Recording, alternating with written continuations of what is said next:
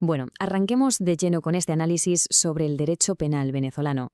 Vamos a meternos de cabeza en lo que es la mismísima anatomía de un delito. No nos quedaremos en la superficie. La idea es desglosar las reglas, las excepciones y todos esos pequeños matices que dictan cómo una sociedad define y castiga las conductas ilícitas. Y todo esto apoyándonos, por supuesto, en la estructura legal real. A ver, para empezar hay que plantearse una pregunta fundamental. ¿En qué momento exacto un mero pensamiento cruza la línea y se convierte en un delito punible? Entender esta frontera no es solo un ejercicio académico, es la base absoluta de todo el derecho penal. La ley respeta la libertad de pensamiento, lógicamente, pero en el instante en que esa idea se materializa, el sistema legal se activa. Vamos a ver exactamente cómo funciona ese mecanismo. Vale, vamos a dividir esto en 5 bloques muy concretos. 1. Formación penal y circunstancias. 2. Autores, participantes y sanciones. 3. Delitos contra la persona. 4. Delitos contra la propiedad. Y finalmente 5. Delitos públicos y de justicia. Un mapa perfecto para desgranar doctrinas súper complejas de forma lógica y directa. Empezamos por el principio. Bloque 1, la formación penal y sus circunstancias. Porque claro, todo delito arranca con un plano inicial. Como decíamos, todo delito sigue un desarrollo lógico, una especie de plano arquitectónico que la ley evalúa paso a paso. Es lo que llamamos el iter criminis, el camino del delito. Y básicamente tiene 2 fases. La primera, la fase interna, ocurre solo en la mente. Por suerte, el pensamiento no delinque. Planear algo mentalmente no es castigable. Pero luego está el paso 2, la fase externa. Aquí es donde esa idea sale al mundo real. Y justo ahí es donde el derecho penal entra en acción. Y dentro de esa fase externa hay una prueba de fuego tremenda, distinguir entre tentativa y frustración. En la tentativa digamos que la persona empieza a actuar pero se queda a medias por algo externo, se le cae el plan antes de terminar. En la frustración, sin embargo, el sujeto hace absolutamente todo lo necesario para consumar el delito, todo, pero una fuerza externa impide el resultado final. La intención está ahí en ambos casos, pero el progreso físico marca la gran diferencia. Ahora, una vez que el acto ya es punible, hay factores externos que, objetivamente, empeoran muchísimo la situación del autor y aumentan su condena. Hablamos de circunstancias agravantes genéricas, cosas como actuar a traición o con alevosía, hacerlo por una recompensa económica, o el ensañamiento, que es aumentar el dolor a propósito. Sumémosle la premeditación calculada, usar un disfraz para esconderse o el abuso de superioridad. Vamos, elementos que demuestran una mayor peligrosidad y exigen un castigo bastante más duro. Y ojo al dato con esto, porque es la típica trampa.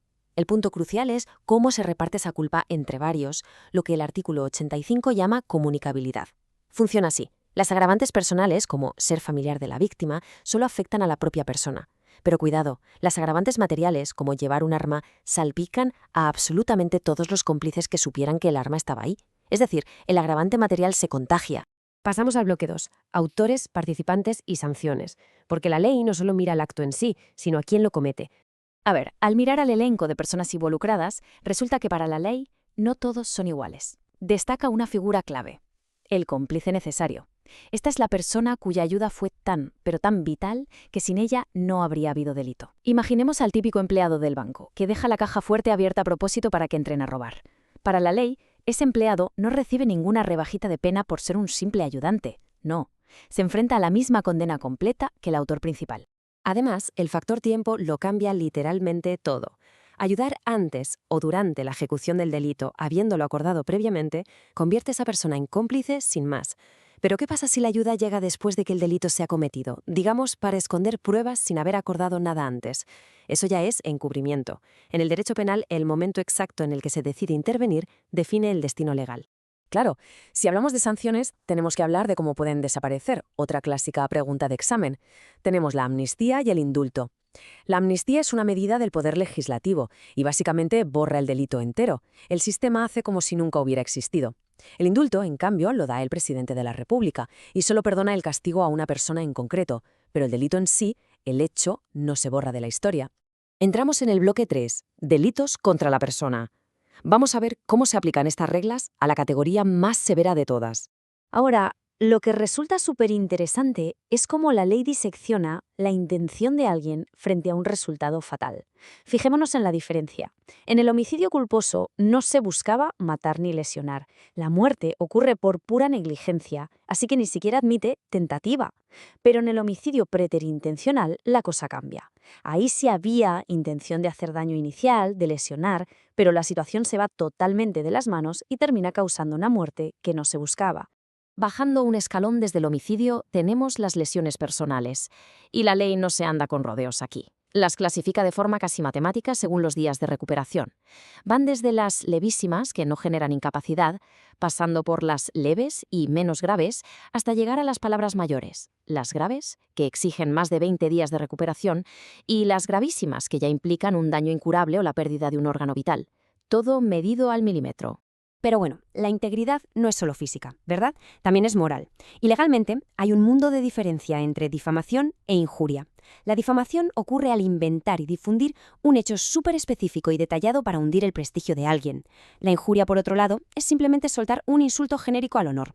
Y lógicamente, fabricar toda una mentira detallada para destrozar la reputación de alguien tiene unas consecuencias legales muchísimo peores que lanzar un insulto al aire. Vamos avanzando. Bloque 4. Delitos contra la propiedad. ¿Cómo protege la ley el patrimonio? Aquí la distinción más rápida y la que más se suele confundir es entre hurto y robo. El hurto es llevarse algo ajeno sin permiso, pero sin usar la fuerza. Ahora bien, para que la ley lo llame robo, tiene que haber sí o sí violencia inminente o amenazas graves contra la persona. Si no existe ese componente físico o de miedo, legalmente hablando, se clasifica estrictamente como hurto. Y ya que hablamos de miedo, la extorsión es un delito fascinante, puramente psicológico. A diferencia del robo directo, aquí se infunde el temor a un daño grave futuro para obligar a alguien a ceder dinero o documentos legales. La clave absoluta aquí es el tiempo. Hay un lapso muy marcado entre el momento de la amenaza y el momento de entregar lo que piden, sin esa violencia física inmediata que caracteriza el robo. Y claro, la confianza también se protege jurídicamente. En la apropiación indebida, una persona se queda ilegalmente con un dinero o un objeto que se le había dejado a cargo de buena fe. Pero luego tenemos el abuso de firma en blanco, que es elevar este abuso de confianza a otro nivel. Consiste en rellenar de forma fraudulenta un documento legal que alguien firmó en blanco confiando plenamente. Y eso crea unas responsabilidades legales absolutamente devastadoras para la víctima. Entramos en la recta final. Bloque 5. Delitos públicos y de justicia. Los ataques a la sociedad y al Estado. Manteniendo un tono más académico, esta categoría es trascendental porque ataca las bases mismas de la estructura social. Y dentro de esa protección integral encontramos la figura de la violación presunta, en el artículo 374. Aquí la ley interviene de forma automática. No hace falta demostrar que hubo fuerza o violencia. Si la víctima, por su edad temprana o una incapacidad física o mental, no puede dar un consentimiento real, la ley asume el delito por pura vulnerabilidad. Interviene para proteger al que no puede hacerlo por sí mismo. Y esto ilustra brillantemente lo rígida que es la ley con los recursos del Estado. Ojo a esta diferencia tan importante. El peculado es el clásico caso del funcionario público que roba o desvía dinero estatal para su propio bolsillo. Sin embargo, la malversación ocurre cuando ese mismo funcionario desvía dinero destinado, por ejemplo, a un hospital para construir una carretera. Gastar dinero del Estado en el proyecto público equivocado sigue siendo un delito gravísimo. Para terminar esta sección, veamos cómo el sistema de justicia se defiende de las mentiras. La simulación es hacer perder el tiempo a la policía denunciando un delito que jamás existió. Pero la calumnia es cruzar una línea muy oscura. Consiste en acusar a una persona específica sabiendo que es totalmente inocente de haber cometido un delito. Es la enorme diferencia entre malgastar los recursos del Estado y tratar de destruirle la vida activamente a un inocente. Entonces llegamos al final de este recorrido y creo que vale la pena plantearse esto. ¿Cómo es posible que el delicado equilibrio de todas estas definiciones tan estrictas sea lo que realmente mantiene el orden y la justicia en nuestra sociedad?